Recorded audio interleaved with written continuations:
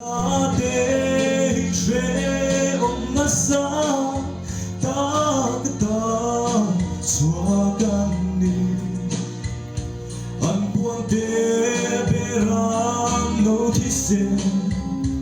luasil fai te anita talpan ni tuizo ashru Satosia ang kantulali suafaki niranzay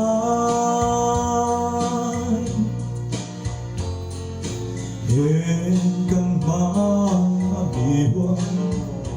isuavan tua ngamden ang shingun zong ayin laukris Daan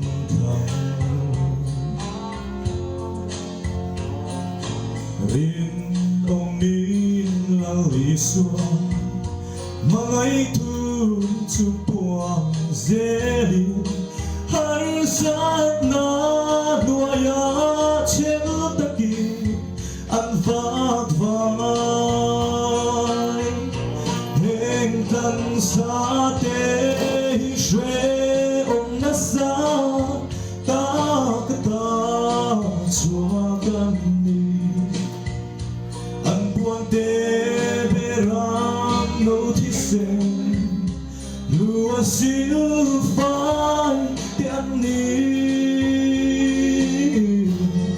anita talalpan ituizo ashubu